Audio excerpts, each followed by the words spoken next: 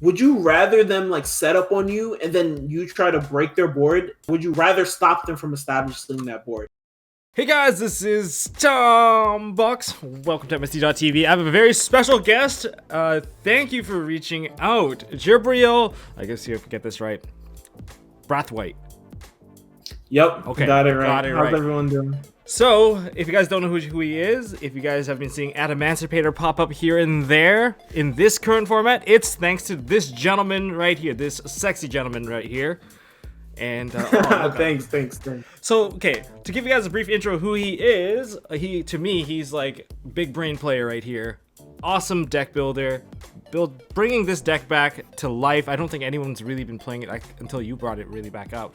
You're a 3-time LCS topper now. You were the giant card winner in November. You have multiple tops in PPG. A top tier player right here. It's really good to have you here. Welcome. Thank you. So today we are, for sure. Thanks for coming on. Now today we are covering your deck that you played at the recent LCS. So how'd you do? So, my team, we finished first after Swiss. Name of the team was Uncle Jib's Bakery. We went 8-0 in Swiss, finished first.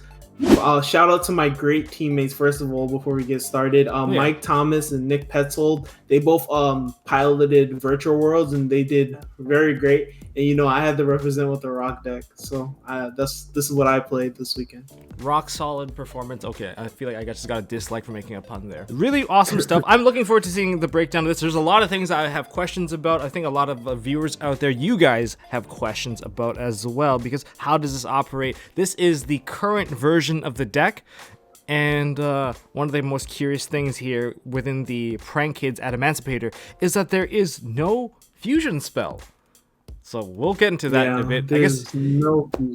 Any other shout outs you want to give? Shout out to my stream. I do stream. I try to stream a lot. I'll probably be streaming the night of the LCS, twitch.tv/Team Playmakers 2017. We try to get on there and get a little schedule going, and we do a lot of meta discussions and just like DB gameplay, the cool stuff. Links in the description, guys. Shout out to Toooombox. Hey, thank you. No, 100% shout out to Toooombox for having me here, man. I really appreciate it. No, I appreciate you being here. Okay, so why don't we actually get started before we get into the deck itself? Let's do the round to round, because this is your performance here. You hit a top 16. So what were the rounds like? Okay, so we had a 2-round bye. Shout out to Mike. Round 3, I played against Paul Cooper. He was also playing Adamancipators. He actually got to the finals of this LCS at the time being. We played the Rock Mirror. It was on the Luxury Stream feature match, and I won 2-0. I lost the die roll, but I was able to pull it back and win 2-0. Round 4, I played against a friend of mine, JJ. Shout out to him. You know who you are. He played Virtual Worlds. I won the die roll. That was my only die roll win the entire weekend. He played Virtual Worlds. We took it to game 3, but I was able to push out the win. Yep. Round 5, I played against Drytrons. Lost the die roll again, but because of Psycho Reader and Droll in game 3, I was able to win. Round 6, I took my first loss. That was the last round of day 1. I played against Ryan Yu and Nesh's team, and I lost to June. Shout out to them. They're friends of mine personally, and they did great. They also made the top cut. He played Dinosaurs, and I missed Lethal game 2 because obviously it's a 3v3, so I'm like helping coach because I have a lot of experience with Virtual World. I helped develop that deck early on, so I was helping one of my teammates, and I missed Lethal, and he top decked Pankertrops, and yeah, it just attacked over a 3 material Appaloosa and just broke my board, and I couldn't come back from that. So, but we still was able to win the match. Obviously, I lost personally, but then my teammates, I helped coach, and we were able to win. At this point, like, we're undefeated. We finished day 1, I think second after Swiss. We were 6-0. Day 2, I played against Virtual World, Gary Gamer. His team also topped. I lost round 7. Game 2, he drew Pankertrops, Desires, like Gamma, like everything. Like, it was just like very insane, and he was able to break through. And then round 8, I played against another Virtual World, lost to Daryl again, and I did lose that match because he knew what I was playing by this time. Like, every time Virtual World summoned VFD on me, they blind called Earth. figures, right? But Oh, that hurts. That yeah, hurts a lot. like it was insane. Like my hand was crazy. Like it was like Seeker, Analyzer, Petting Cessor, and he just like blind called Earth, and I was like, okay, yeah, well, I guess. Then top 16, all the matches, like me and my teammates, we were talking, we were like, yeah, going undefeated. We still ended up, by the way, going undefeated, but we were joking. We were like, yeah, everything, all the other rounds don't matter. Now we're in a 4-round tournament. We have to get to the finals, and in top 16, we all lost our die rolls. It was really like discouraging. We played against a triple Drytron team, and I was able to win my match in game 3, but sadly my my teammates weren't able to get that lucky. So yeah, the rock deck pulled through in the end, but yeah, it happens. No blame on them. They had a great performance. They carried me through the later rounds of day 2 and day 1, and I really appreciate them. And we'll definitely be coming back for the next team YCS as a team. Uncle Jim's Bakery is coming back. Oh, okay. That's really awesome. It's unfortunate that you lost so many die rolls. You know, usually I kind of expect like a 50-50. You know, that should kind of be usually the rates. Out of 8 matches, I won 1 die roll. I was 1-7 in die rolls. Ooh, that surprised I won any matches. I won second, and they were all combo. There were no control decks. Okay. Yeah. Okay. It does seem like you had a very tough line running down, but your team still managed to top. I want to see how this deck works because it is very fascinating to just look at. I want to play this deck again because I played Adamancipators back in August. So, you know what, let's go for a full deck breakdown right now. So, make sure you guys smash the thumbs up button, hit like, hit subscribe, ding the notification bell, and let's begin. So, we have multiple packages of cards here. I guess the top package here, we have 3 Researcher, 3 Analyzer, and 3 Seeker. That's basically all of the rock tuners. Yeah, the miners of Adamancipators. And then to the bottom, let's go to the bottom here, where are some of your rock hit targets. We have Supplier, Guardian, and Doki Doki. Guardian being one of the best ways to interact with your opponent, especially if it gets summoned out, gives you that level of protection. If I'm missing anything, just call it out. Supplier, definitely your own thing. Supplier is a form of an extender when you put your rocks into the graveyard. This one jumps out, it gives you an additional rock search of your Guardian. Doki Doki is an interesting one. You play only 2 Doki Dokis here. Like, is there? Would you ever play a third or no? So going into this tournament and going into like the way that the deck is played now, before with Block Dragon, like Doki Doki was one of your most important summons, but with the Prank Kid engine, you usually want to be using your summon on the Roxy's or hit it off of like a hit, but like Doki is like really a card that you just want to be hitting off of your miners. Like, it's not really the best normal summon in the deck anymore because like it's very vulnerable to hand traps, and there are a lot of hand traps that hit Doki Doki in the format at the moment, being like Gamma, Ash, and Imperm, which is also finding its way back into the format. Okay. Imperm is a kind of an interesting one because I haven't seen Imperm for some time now personally, but based off of what you've told me in our previous conversation is that Imperm seems to be one of the best combo disruptor coming up. But anyways, let's move on to the other packages so far. We have triple Parallaxes.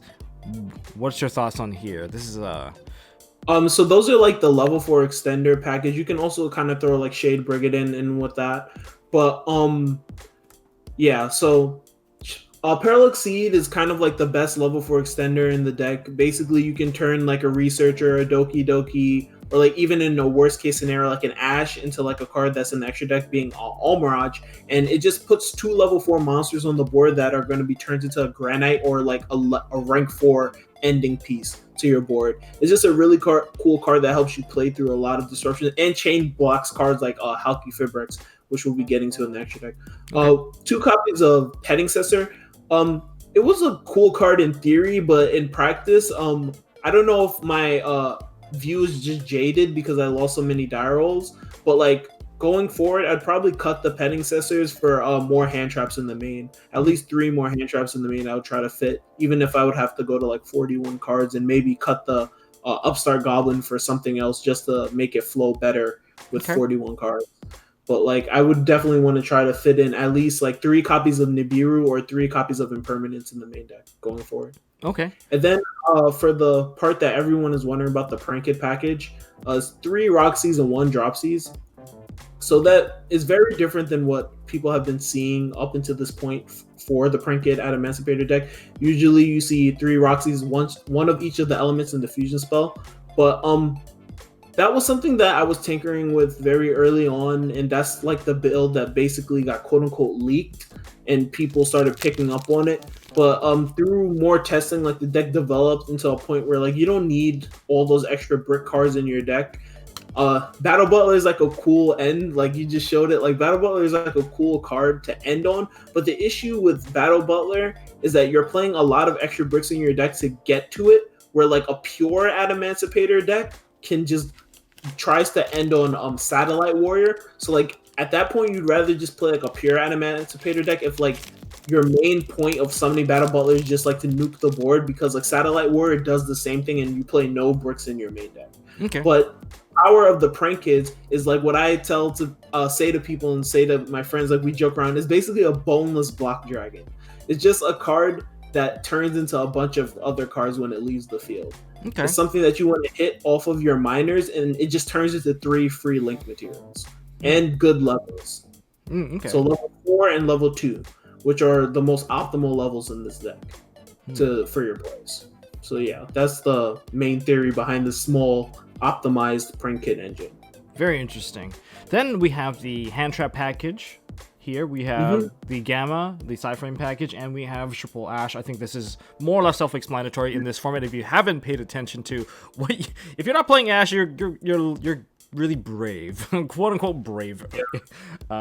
Maybe we're going second deck, but okay. In terms of all your spell cards here, all of these seem to be extra reach and recovery, and both recovery and extenders. Exactly. Basically 4 Monster Reborns, Emergency Teleport, which is an extender, and Upstart, 39 cards. That's basically the spell count for this deck, summed up like quickly. You just play as many Reborn cards as available in the game as Yu-Gi-Oh! Upstarts at 1, so you only can play 1, and then Emergency Teleport is an extender that synergizes with the hand traps that you're playing. And it summons a level 2 that makes a Riptide. And these guys, I don't see once per turn attached to the names here. Yeah.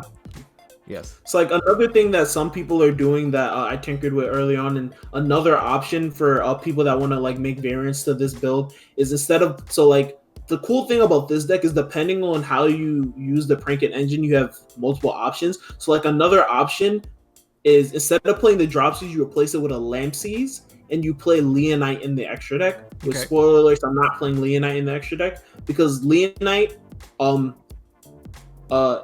what it does is it excavates the top 5 and adds an Adamancipator card, so you can add signs off of it if you hit a signs. And then if you have a fire monster in your graveyard, which Lampsies is, it's a rock monster reborn on your opponent's turn. So you can bring back cards like Guardian, Riptide on your opponent's turn. So that's like another variance of the engine that people can play to get different results. But the reason for playing the level 2 is because it helps make a Herald of the Arclight. Okay. Well, that makes a lot of sense too. Okay, why don't we go into the extra deck and then we'll go into the side deck and how you approached your side deck. Okay, now we're looking into the extra deck. We have our Synchro package here, Herald of the Arclight, Riptide, Dragite, and of course Savage Dragon. We have a pair of Xyz. We have Abyss Dweller, one of the best Grave Stunners because we're a Grave-centric format right now, and a Gallant Granite, your Rock Rhoda, and let's go into the line here. Almirage. This is an interesting choice here. So it's either that or Link Spider. Depending on your build, like if you play the Unexpected Die package, which is something that I was tinkering around with. But Cody Angelov, shout out to him, he convinced me not to play it at the last second. He said to me, he's like, you're basically just playing a Dragoon package in your deck with worse cards. And I was like, you're kind of right. So I took it out and I just put in better ranked level 4 extenders like the Petting Sister and the Shade. And Almirage is a good card that synergizes with cards like Doki Doki with Parallax Seed. Yep. 1 copy of Meow Meow and 1 copy of Doodle. Those cards are mandatory for the Prank Kid engine. You could technically cut the Doodle and just like use it as like a 2 card engine, like Roxy's into Meow Meow into Dropsies, but then like what if you need a 4? Like, there's no reason to do that. And then like Doodle's also just a win for Raptite, so I wouldn't suggest cutting it, but you could technically, if you really want to like slim down on the end, you could cut the Doodle. Okay. One fiber is not as important as it was with Link Cross, but it is just a very good extender, a Link 2, and then it's usually just used to make Appaloosa. One copy of Lambda. How useful is the Lambda? So this is something that, and I'm not going to take credit for this. This was another one of Cody's ideas. Cody, I was playing Phoenix in that spot, which you could see I'm not playing in this extra deck, but Cody told me to cut Phoenix and put Lambda. And the reasoning was in hand. So like you're playing Gamma in your main deck, and obviously we're playing a very monster-centric deck. So we're going to have a lot of monsters on the field. So going first, a lot of the time Gamma is going to be dead. But what happens when you're trying to play around hand traps and you don't hit a Guardian off of your Excavates? Then you're open to cards like Nibiru, and you just have a hand trap like Gamma in your hand, and then Gamma's going to stay dead because you're going to get the token. So why not use 2 of your monsters? Because we put a lot of monsters on the board in order to make Lambda. Yes. And an easy way to make Lambda in the deck, if you're wondering like, how do I make Lambda without going out of my way completely? If you hit a Roxy's, you can go Roxy's into Meow Meow, summon the Dropsies or the Lampsies, depending on what you decide to do with the Leonite and stuff, and just make Lambda immediately instead of going into the Doodle in order to play around cards like Nibiru. And then you can trigger cards like Parallel, Exceed, and then Supplier, because Meow Meow is a rock monster, which is a cool, weird little center. That lets you go into your Researcher for free. Exactly. Okay. Like if Roxy's gets hit and you have Researcher in your hand, and you summon Researcher, and your opponent's like, what are you doing? Yeah, Meow Meow isn't a beast monster. It's a rock monster for some reason. It is a big throw off. The artwork definitely does not match its typing. Then we have IP Masquerena. I think this is one of the key cards that you should always play in this deck because... Yeah, you should always be playing this in an Adamancipator build. You're not always going to end on it, but like you don't want to lose to decks like Zodiacs, because like some of your boards that you can make do just like, I'm going to be blunt, like do just lose to like a normal summon Zoo. Funny enough, because they could just make a 6 material Zeus and just like bait all of your negates in the same chain, and just like you could lose your entire board. But like if you're playing like a card like IP, you can just unicorn away their Zoo monster when they attempt to go to the battle phase, or like once they summon it, you don't even want to give them a chance to summon a Trident. And it's just like a very good end piece depending on what you're trying to do. And then also in trap matchups, you can use IP in order to make an unkillable access code talker. And that's very important because people are playing cards like Torrential Tribute and Needle Sealing. Okay. Some. Yeah, 1 unicorn, 1 Appaloosa. Yeah, 1 unicorn, 1 Appaloosa, 1 Access Code. My favorite Link monster next to Appaloosa. I love that card. I love both 2 of those cards. Appaloosa is a very powerful card that Drytrons can play but don't really, and Virtual can't play, and I think it's one of the most powerful cards in the game that the top decks can't play, because it's just at bare minimum 2 monster negates. That's just 2 Drytrons or true Virtual names just wasted into nothing. And then at maximum it's 4. And then Access Code, every deck, if it could, should be playing Access Code. Is just game on wheels. Definitely replace that Boral Sword spot. Yeah, so it's just I wouldn't say it's a way better card. It's just it's a way better card. It's a way better card. It pops. There's no response. I think the lack of response is like one of the key killers about this. And card. untargeting. It doesn't target either. It just destroys things. That's like it's such an insane card. Cut magic, and now we have the side deck here. So it's looking at the side deck here. It seems pretty obvious, but if there's anything that's not obvious, I don't mention. Just feel free to chime in. It feels like there's 2 sides to this package. One is combo hate through hand traps, and the other is back row hate, just strictly back row hate, and maybe 1 card to counter against, the Imperial Order to counter against spell cards like Dark Ruler, stuff that you can't really interact with as a monster. Does that sum it up? Basically. Yeah, Droplet. Shout out to my teammate Nick Petzel. Before the tournament started, maybe like 10 minutes before we submitted our deck list, the Psycho Readers were not in my side. It was a 3rd Lancia and a red reboot. Okay. And he told me that I should be playing a Psycho Reader. And I said, I don't think I need it. Like, Drytron isn't that hard of a matchup for the deck, but he's like, Psycho Reader is just so important. And Psycho Reader like won me both of my Drytron matchups. It was insane. Next to Droll is probably just as impactful. The card's amazing. So shout out for him for telling me to play it. It was amazing. Okay. Kind of speaking of like Drytron, I kind of wonder like, have they set up vanities, and what would you do against that? Oh, that happened to me in top 16. Game 1, he set up Vanity's ruler. I drew my 6 card and I just scooped.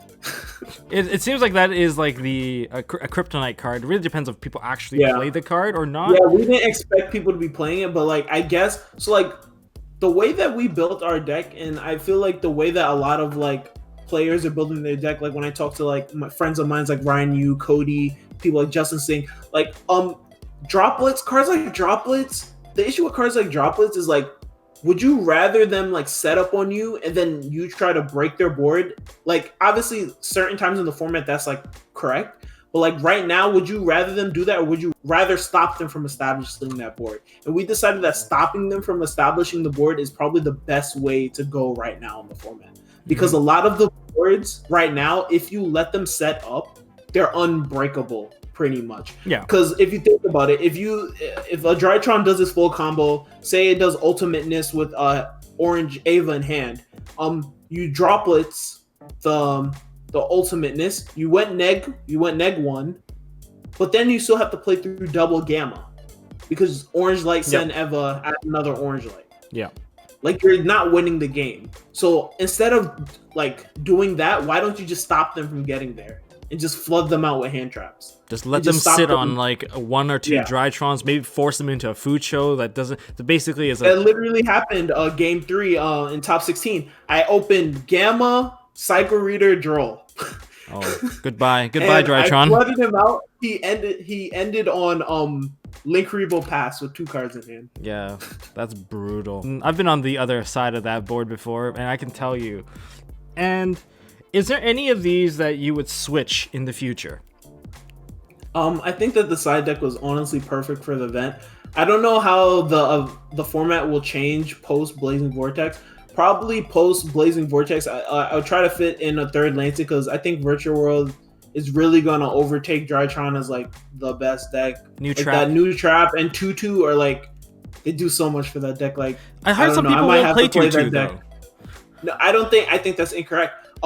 Tutu makes it so that if you get cold win against you, if you open 2 names, you like make VFD with 2. Oh, so you can still make it through VFD. Okay. Guaranteed through VFD. Secret text, guys, coming through this interview. Exactly. Oh my god, you're really spilling a lot of knowledge, but really appreciate it. Okay, so that's really awesome. So more Lancey's coming in for the coming format. Okay, this covers the main deck, the extra deck, the side deck. Now we're gonna do something a little fun. I've only done this once with Shun Ping, which is I'm going to play your deck. I'm gonna try to combo off the deck because this deck does have RNG involved. So you are going to either coach me or you get to boot camp sergeant me on this. So we are going to have a little fun. Okay, I'm gonna shuffle up right now, guys. Hope that I can actually end on a decent board. I hope I'm not gonna scrub out, but of course we got Coach Jibriel here, ready to kind of kick me back into shape if I do something weird. If I get a weird hand, you can let me know, because I probably will be able to tell, because I'll look at the hand and be like, I can't do anything. But if it's we shuffle it up and we just brick. Yeah, what if I brick, guys? But this is one of the best ways to actually learn the deck, which is to actually play it out, test hands. I mean, if you got space on your table, might as well try it out. So we're gonna start off with a hand. Okay, that's looking good. That's already looking good. That's all right. Okay. No. Okay. I bricked. Oh. Kind of. Not really. Not all not right, really. Let's see if we can play through this. Researcher and let's see where we get. Okay, researcher effect. All right. Okay. Do I use the effect? There are 2 ways that we can do this. No. Put it back. So, with this type of hand, this is where Mirage comes in. We're gonna use Mirage. We're gonna link away into Mirage. Okay. We don't want to go completely RNG right now, because if we do go complete RNG and we miss, we pass. Okay. Now we can activate signs to summon back our researcher and top deck Roxy. That's really good. We're gonna put an Adamancipator to the top. Yeah, don't put it in the zone that Mirage points to, because we're gonna have to summon a Meow there. Okay. So what do we get to put here? We get to take Roxy's. Oh, Roxy's is a free, so we don't have to put in an Adamancipator. Roxy's going to the top. And okay. Big brain plays. That's what Hey, I would have totally botched it right there, guys. Toooombox, the scrub, totally messed that one up. Now we can use Adamancipator Researcher. Yes. All right. Oh my god, what a hit! Wow, this is really hit. Yeah. Okay. So you summon out your Roxy's. So we're going for the and Roxy. The rest goes to the bottom. It doesn't matter what order because you're gonna shuffle your deck again. Okay, so we got. And remember, the signs is in the grave. And this is gone. Now we go and link. Okay, this. now meow meow. Oh my god! I'm getting coached. I'm not getting boot camp. Really appreciate it. Meow meow. Okay, so Roxy's effect. We get to banish Gamma. Banish a Gamma to draw one card. Draw one card. Oh, we got Ash. That's not bad. Okay, now we have more hand traps, and now we're summoning Dropsies out the deck. That should be at the bottom. All right. So yeah. Does the zoning matter? No, not right now. You don't have to shuffle because you're gonna go right back in. All right. Now you're gonna go meow meow and Dropsies to make Doodle. Doodle. And okay, we are live here. And you're gonna gain a K to summon another Roxy's. And gain 1,000 new Roxy's. I like the ability to cycle through your cards like this. That's actually very fascinating. We're at 9K now. We just gotta stall into time and we win the game right here. I'm just kidding. Basically. Don't do that. Please don't do that. So now you're gonna go All Mirage plus Researcher into Fiber. This deck plays very differently than older Adamancipators. This is neat. Okay, so I'm gonna switch zones here. I'm gonna open up my spacing. Yeah. And you're going to summon a Seeker out the deck. And we're gonna summon a Seeker. All right, Seeker. I'm gonna point you to here because I want the open zones for now. Okay. At this point in real gameplay, we would go Doodle plus Fiber to make an Apple for 2. These two. Oh, I like the levels here. I like the levels right now. I like the levels so much. Okay. Yeah. I do like the levels a lot right here. So now we got the Apple. This is 2 and 4, which gives us. That's a wrap type. That's a wrap type. So we get to keep going, and we can even keep going with a reborn too. Yep, that's why we summoned the Seeker because we're gonna reborn it and we're guaranteed 10 excavates at this point. Okay. Right, so now we're gonna go Raptide effect. Raptide effect. I think I shuffled up already. Let's do this. Yeah. Oh, that's there good. we go. Well, we're not going for Seekers probably. We're probably gonna go for. We're going for Analyzer, bottom in any order. All right. Next, we'll just go Analyzer. We're going down the list. Hit. Oh, Supplier. We got a hit. Yep. And Doki. Doki's we're definitely grabbing Supplier. Yeah, we're grabbing Supplier. So and special summon the Supplier. It doesn't matter where it goes, and you're gonna summon it, and then you're gonna add yourself a copy of Guardian to your hand. Oh my god! Look at the hand size is like what if we're counting natural pluses here? We are at a +3 natural pluses. Just basic knowledge here. Okay, what do we do from here? So now you can go reborn your Seeker. Oh my god. And you use your Seeker. I'm very Summon it all the way in the corner. I'm very surprised right now because this all came from basically signs plus a researcher. Yeah. Okay. Basically. Okay. Seeker effect. What are we hitting? Okay, we whiffed. We whiffed one of them. Okay, that's fine. Yeah, that's fine. It happens, guys. So now, it happens. It happens. So now at this point, we're going to go. We can go Analyzer plus Supplier into Dweller. Into Dweller. Okay. Yeah. And we can go Raptide plus Seeker into Borlo Savage Dragon, attaching the Doodle. And effect, we're going to attach the Doodle. Because it's bigger, it makes our Savage 4K. So basically, off of like a weakish hand, our hand wasn't very great. We had to start off by normal summoning a Researcher and using a Signs, a Reborn immediately. We ended on no effects in the grave, with 3 negates, 4 counting the Ash, and we have a Guardian in hand. Yo, this is sick. This is crazy. Because like if I played that hand not knowing any of this stuff, you would have seen what I would end with. I would have went in RNG, maybe whiff. If I whiffed, I would have just died. I did not think about the Almirage coming in. So yes, Almirage gives you that avenue. Holy crap. Okay. Wow. Yeah, the deck is like a mid-rangey combo deck now. It's not broken. There's no block dragon, but it does make plays. It does make plays. I think you could probably secure the game against let's take this current board here and let's compare with a couple of matchups here. So versus Virtual World, you got the Appaloosa, you got the Borlo Savage. You're dwellering them in the standby. Yeah, so they have no grave effects, and that's going to stun out their Qinglongs. That's going to stun out the Chuche level manipulation. That's great. And I guess that actually limits their board building ability. And I don't think Lulu is going to get summoned out from their hand ever, based off of this. Against Drytron, you would Dweller them, turning off basically the grave. Basically anything in the graveyard is no longer a Drytron, which is great. Ben 10's turned off. Wow, that's pretty good. I like, because any deck that can make a Dweller on the first turn, they should be trying to make Dweller as much as they can, because it makes sure that you won't lose that hard, or maybe you just won't lose at all. Wow, I like this. I like this a lot. So, like, let's talk hypothetically. Hypothetically, if you had a rock normal summon and you didn't have to normal summon your researcher, ignoring the variants that you might have milled differently, you would have still had your Raptite on board, because you would have scienced back your Raptite and stacked a follow-up for you. That's really good. Speaking of signs, it is important to use the other effect to stack the deck now.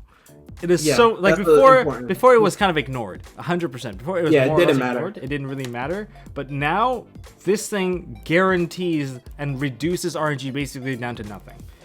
I like that. Yeah, I like it. It gives you a follow-up also. If you use it at the end of your combo, you stack the card that you want to draw for turn. So like a hand like this, we have Guardian in the hand, we stack a Researcher. So if we did have something like that, okay, that'd be really sick. That's really sick. Thank you so much for showing me this. I would show more combos, but there's so much RNG factor in here. Thanks to Coach Jibriel to guide me away from a dead hand that I was about to showcase. Wow, idiot Toooombox. Sorry, kind of went a little smooth brain there, but no, it's you're okay. all good. This deck is very hard now. Block Dragon doesn't go burr for us anymore, sadly. We got to think now. Yeah, no more But this is really cool. If you guys, well, I'm sorry, because if you guys are wondering, the price of Researcher did go up thanks to this handsome fellow right up there.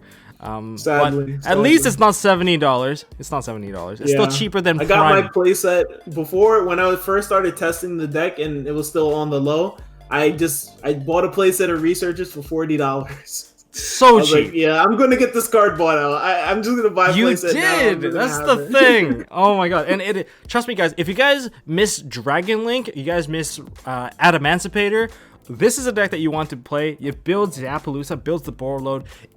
It is very fun for any of you combo enthusiasts out there. Yeah. Definitely give it a try. Very nostalgic board. The board is very nostalgic of times of old format. And it is very successful too, because our path to get there basically was blocked by the ban list, but you've brought it back, and yeah, I like it. I like it a lot. But that's where we're going to close out this video, guys. Thanks for watching, everyone. You guys are really awesome. Jibriel, you're really awesome. Thank you for joining me in on this. Is there any last-minute shout-outs you want to give? Just any, if you forgot any, or if you want to repeat them. Once again, shout-out to my team and sponsor, Team Playmaker. Shout-out to my teammates that did really great this weekend. Shout-out to Toooombox for having me subscribe, guys. He does great content. I watch his stuff all the time at work when I'm not supposed to. Don't fire me. But yeah, man, he's great. He's a great dude. No, appreciate it. And all right, smash thumbs up, hit subscribe, ding notification bell. Go check out the TCG player link if you guys want to go pick up some Adamancipator if they're not already bought out. I'm sorry, guys. And well, I'll see you guys in the next one.